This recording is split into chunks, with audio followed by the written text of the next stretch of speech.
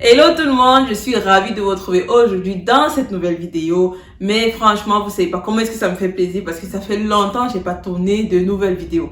Il est bien vrai que j'ai quelques vidéos là en suspens que j'ai tourné et que j'ai pas encore eu le temps de monter, faire le montage, tout ça, ça prend du temps, tu vois. Mais voilà, je me pose aujourd'hui, je vous tourne cette vidéo en espérant vous faire le montage vraiment très rapidement parce que là ça va, je suis en jour de repos, j'ai pris un jour dans la semaine, j'ai dit c'est bon, je me pose, j'ai besoin de ça. Donc je viens vous faire cette vidéo aussi et comme vous l'avez déjà vu dans le titre de la vidéo, je vais vous parler justement du fait d'étudier à l'étranger. Donc on y va. Alors je reçois souvent beaucoup de commentaires qui me disent mais Mariette, comment est-ce que tu vois le fait d'être étrangère dans le pays dans lequel tu te trouves, le fait d'étudier à l'étranger, pour toi, est-ce que ça a été aussi facile? Parce que voilà, les gens pensent que vraiment c'est facile de se lever comme ça et dire ouais c'est bon, moi je vais à l'étranger.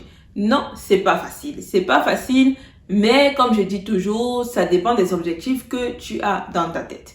Donc, c'est pas parce que tu as des peurs que tu vas t'empêcher de faire les choses. Moi, c'est clair que j'avais peur. C'est pas facile. C'est pas évident de se dire qu'à 17 ans, moi, je vais laisser ma famille. Je me lève, je vais dans un pays où je ne connais pratiquement personne. Parce que pour vous dire, là-bas, je connaissais personne. Je connaissais vraiment personne quand je suis allée à l'Italie. Parce que voilà, pour ceux qui me suivent depuis longtemps, vous savez que j'ai étudié en Italie. Maintenant, je suis en Allemagne. Donc, voilà, je rôde beaucoup. Mais voilà, pour le moment, là, je suis en Allemagne. Donc, ça n'a vraiment pas été évident pour moi, mais je l'ai fait. Pour toutes ceux et celles qui souhaiteraient aussi entamer ce parcours-là, eh ben, je me dis, pourquoi pas vous donner quelques tips. Parce que je pense que ce sera aussi hilfreich. L'allemand, ça va vous aider. Donc, déjà, première des choses, quand tu souhaites aller étudier à l'étranger, il faut anticiper, mais vraiment beaucoup. Anticiper sur quoi? Commencer déjà à te poser la question sur où est-ce que tu veux aller. Je vois beaucoup de personnes qui se disent, moi là, je vais aller étudier aux États-Unis, mais quand tu demandes pourquoi, c'est parce que voilà, ils ont vu trop de films américains. Mais ils ont vu beaucoup de films américains, mais ils n'ont pas vu beaucoup de documentaires sur les études aux États-Unis. C'est vraiment trop important de se renseigner sur ça.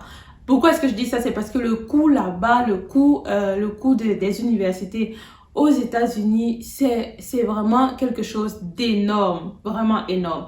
Et je vous dis ça parce que j'ai aussi l'expérience par rapport à ça. J'ai mon frère qui a étudié là-bas, j'ai ma grande soeur aussi qui a étudié là-bas et je peux vous dire que ça coûte la peau des...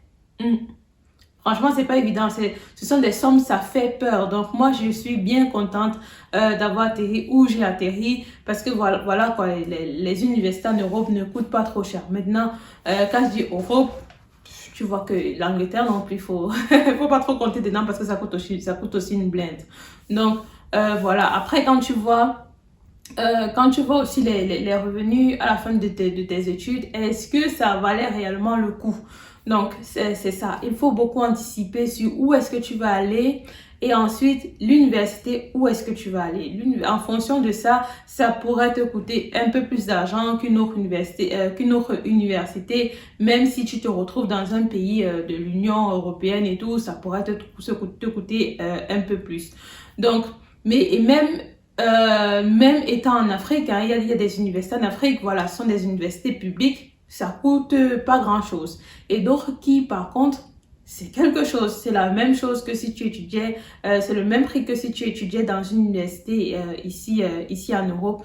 Je sais de quoi je parle parce que l'université là de médecine à Baganté, ça coûte la même chose que si j'avais, ça coûte la même chose que quand j'étudiais en Italie. C'est le même prix à l'année. Donc voilà. Une fois qu'on a parlé des prix, il faut aussi parler de la procédure parce qu'il faut aussi anticiper sur les dates butoirs pour envoyer tes dossiers parce que ça, si tu ne gères pas avant, tu risques vraiment perdre beaucoup de temps et ça, ce sont souvent des choses en fonction des pays.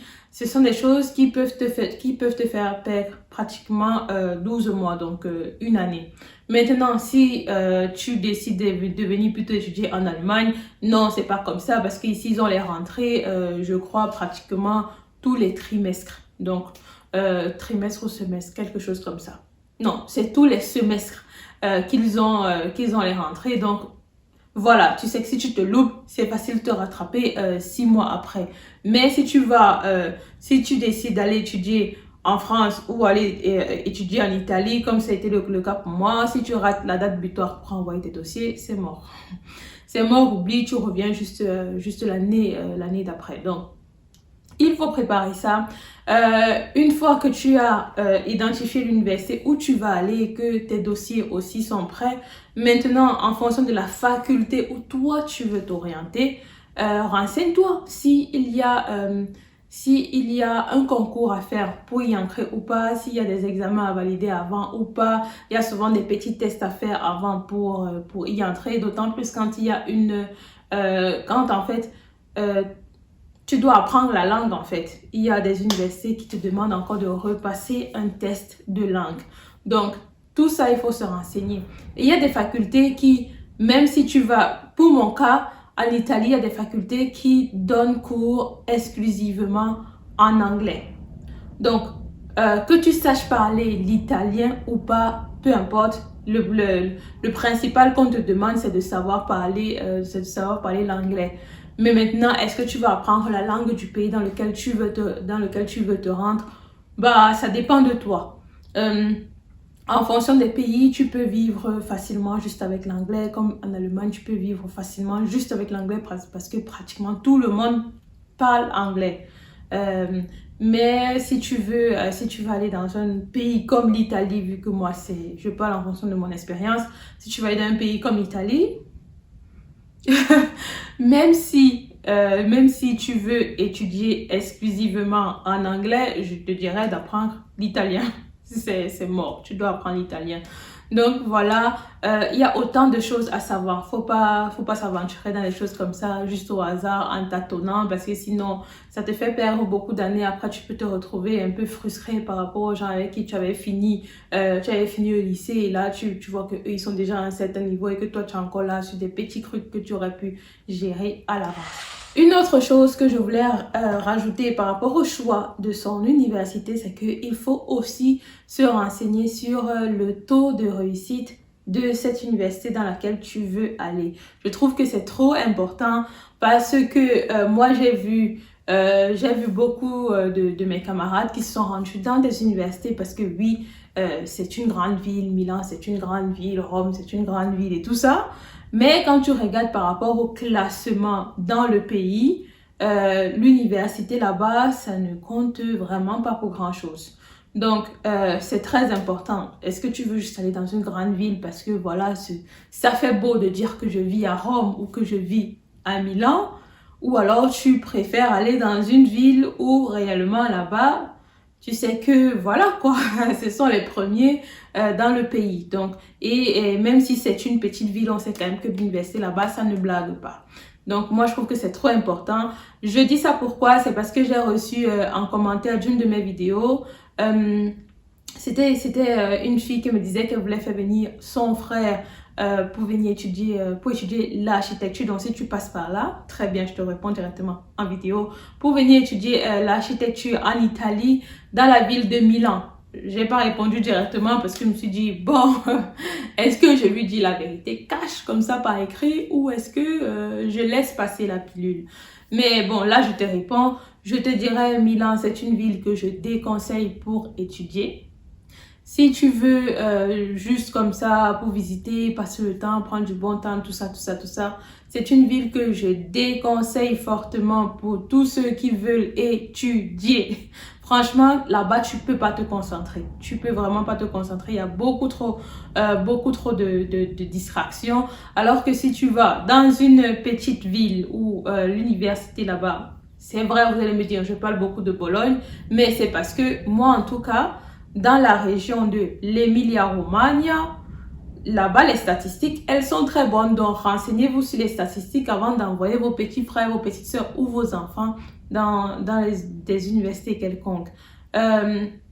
Donc, très important, n'envoyez pas vos enfants à Milan. C'est pas une ville que je peux conseiller parce que d'autant plus par rapport à ce que j'ai vu, les gens que moi je connais là-bas, voilà quoi. Ça se passe le commentaire. Une autre chose également qui est très importante quand tu souhaites aller étudier à l'étranger, c'est déjà de commencer à préparer ton budget. Comment est-ce que tu vas vivre? Est-ce que tu auras le soutien de ta famille, le soutien financier de ta famille? Est-ce que tu comptes travailler pendant tes études?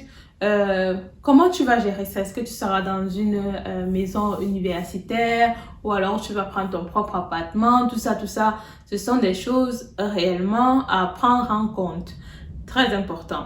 Pourquoi? Parce que quand on étudie, quand tu es étudiant et que tu te dis que tu veux finir tes études en temps et en heure, je peux te dire que travailler en même temps, c'est vraiment beaucoup trop compliqué. D'autant plus si tu t'engages dans des filières qui te prennent 5 ans, 6 ans pour finir, te dire que tu vas rajouter encore un boulot qui te pompe de l'énergie, alors qu'en fait, tu pourrais passer ce temps-là à aller lire tes livres, finir plutôt ton université pour commencer réellement à prendre soin de toi.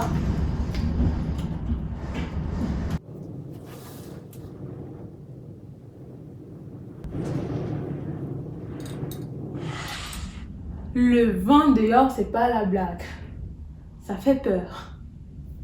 Désolée, donc je disais, quand tu sais que tu vas aller étudier à l'étranger, comment est-ce que toi tu fais pour gérer ton budget? Donc tout ce qui est première des choses réellement importantes, c'est comment est-ce que tu payes ton loyer, où est-ce que tu vas vivre, tout ça. C'est quelque chose qui peut te prendre assez d'argent. Maintenant,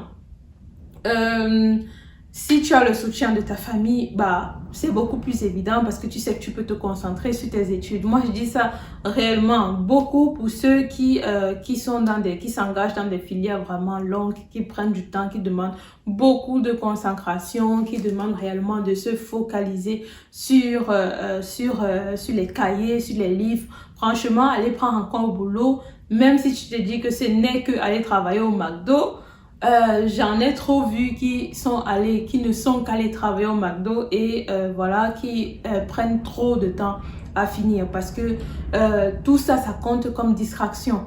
Quand on parle de distraction, les gens pensent que c'est juste le fait de se lever le matin ou alors de se lever après les cours, aller en boîte de nuit, aller prendre un verre avec les amis, tout ça, passer le temps sur Netflix. Non, même aller travailler, ça compte comme distraction. Moi, je me suis dit, c'est mort. Vu la charge de travail que ça me demande, là, je peux pas. Encore que j'avais fait l'expérience en fait de travailler quand je suis allée en Italie la première année. Je voyais que tout le monde, tout ce qui arrivait en fait, ils faisaient comment est-ce que ça s'appelle encore? J'ai oublié là. Mais en tout cas, dans les stades de football, vous voyez souvent les gens qui ont les petits blousons verts ou orange fluo comme ça, qui sont là et qui parfois regardent souvent dans les sacs et tout ça pour voir que vous n'avez pas amené d'objets tranchants, tout ça pour maintenir de l'ordre. Moi, je suis allée faire ça. Et je peux te dire que le boulot, ça prenait quoi? En fait, il fallait arriver pratiquement 1 à 2 heures avant le début du match pour accueillir les supporters. Et ensuite, tu repartais 1 heure après la fin du match. Donc, déjà, il faut compter le match là, le temps que ça prend et tu rajoutes encore 3 à 4 heures par-dessus. Je peux vous dire que même si ce n'est que le week-end et que tu te dis que oui, ça va, ce n'est que le week-end, c'est un week-end que tu pouvais prendre pour te concentrer à lire tes livres. D'autant plus que c'est vraiment trop mal payé pour tout le boulot que ça te demande de faire, à passer dans le froid et debout. Tu n'as pas le droit de t'asseoir. Tu n'as pas le droit de t'asseoir et c'est vraiment payer une misère. Franchement, je ne veux même pas vous dire le prix tellement c'est indécent. C'est vraiment trop indécent. Encore moi, pour moi, c'était mon premier boulot et après ça, j'ai dit c'est mort. Que d'aller faire ça, je préfère passer le temps sur mes cahiers et je lis ce que j'ai à lire, je fais ce que j'ai à faire et je finis vite ici avec l'université parce que non, c'est mort, je peux pas faire un boulot pareil. Voilà ce que moi je peux vous dire. Concentrez-vous sur vos études. Si vous pouvez éviter de travailler pendant vos études, vous le faites. Je sais qu'on va me dire oui, mais c'est une chance de pouvoir faire ça. Oui, d'accord, mais quand tu te retrouves dans un pays qui t'offre la possibilité d'avoir la bourse, franchement, on te demande rien d'autre que d'étudier. Avec une bourse en tant qu'étudiant, tu n'as pas à aller faire la fiesta, tu n'as pas à aller faire la grande vie, tu te concentres sur tes études, tu vis avec ce que la bourse t'offre et je trouve que c'est assez suffisant et tu verras que voilà quoi. C'est assez bien géré. Donc voilà. Une autre chose que je voulais dire par rapport au fait d'aller étudier à l'étranger et que les gens parfois négligent, il y a beaucoup d'avantages. Moi, je trouve qu'il y a assez d'avantages. Déjà, la première des choses, c'est que tu visites d'autres pays. Ça te permet en même temps que tu fais autre chose, donc du coup tes études, ça te permet également de visiter le pays dans lequel tu te trouves parce qu'il y a plein de régions, donc tu peux te déplacer beaucoup plus facilement. Maintenant, en fonction des pays, c'est vrai que le transport est souvent moins cher. Mais bon, ça te permet quand même de savoir que tu peux aller dans différentes régions de ce pays-là. Tu fais aussi beaucoup de nouvelles rencontres. Et voilà. Après, tu peux te dire, oui, mais j'ai peur d'arriver là-bas et de pas me faire des amis. Mais je trouve que c'est quand même assez rare que tu ne te fasses réellement aucun ami. Pour moi, qui suis réellement quelqu'un de très renfermé sur moi, j'ai réussi à me faire des amis. Et même quand je n'ai pas beaucoup d'amis, j'ai toujours des connaissances, il y a toujours des gens qui sont là. Et surtout quand vous fonctionnez beaucoup en termes de communauté, je trouve que c'est aussi quelque chose de très bien et que je trouve que c'est aussi à valoriser. Fonctionner aussi en communauté, ça permet de renforcer aussi les liens entre soi et de savoir qu'on a toujours quelqu'un de semblable qui nous comprend et qui peut nous aider au cas où on aurait besoin. Ça nous permet aussi de maintenir le contact justement avec la famille, tu vois, même si ce n'est pas réellement ta famille de sang, c'est pas ta famille du nombril. Mais au moins, voilà, ce sont des gens qui te ressemblent, qui viennent souvent du même pays que toi, du même continent que toi, qui ont souvent traversé les mêmes épreuves que toi et qui traversent actuellement aussi les mêmes épreuves que toi. Maintenant, tu es aussi en contact avec des personnes étrangères qui viennent forcément aussi souvent d'autres continents. Donc, du coup, ça te permet comme ça d'échanger. J'en ai même vu qui partent aussi visiter du coup le pays de ces personnes étrangères là et du coup, ils font le tour comme ça. Donc, franchement, ça te permet de faire beaucoup de rencontres et quelque chose que je trouve vraiment de très avantageux. Une autre chose qui est très bien quand tu fais justement ces rencontres-là, c'est que il faut te dire que pendant tes études, c'est quelque chose que tu peux facilement faire. Mais une fois que tu grandis, que tu as fini tes études encore plus, que tu as une famille, c'est beaucoup plus difficile. C'est beaucoup plus difficile de se mouvoir. C'est beaucoup plus difficile de se dire, ok, moi aujourd'hui je me lève, je vais aller là-bas. Beaucoup plus difficile parce que tu as des responsabilités, non pas seulement des responsabilités envers ta famille, mais tu as aussi des responsabilités envers ton employeur. Parce que voilà, avec le boulot qu'on fait, moi avec le boulot que je fais, c'est pas un boulot où je peux me dire je peux le faire en distanciel, comme c'est la mode maintenant, c'est pas un boulot qu'on fait en distanciel, il faut toujours être sur ton lieu de boulot et avec les maigres jours de congé qu'on nous donne, je vois bien que c'est pas évident de se lever comme ça tous les matins et de se dire ok, moi je vais aller voyager, je vais aller rencontrer d'autres personnes, voir de nouveaux paysages, tout ça. Donc, si tu es jeune, tu es libre, tu n'as rien qui te retient, pourquoi te retenir sur place?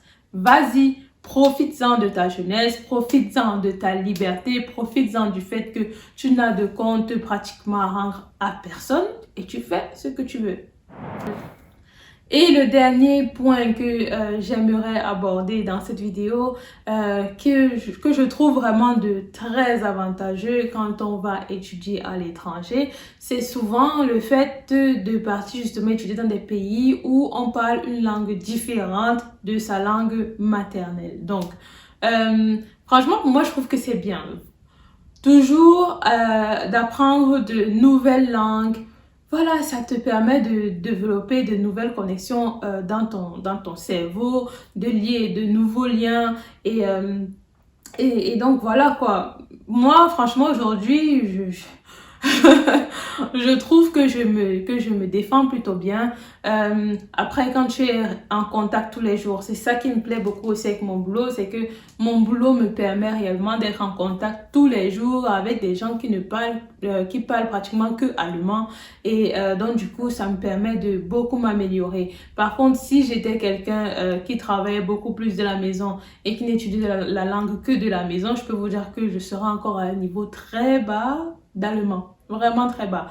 Même si là, quand je parle allemand, je fais encore des fautes parce que voilà, c'est normal quoi, c'est pas ma langue.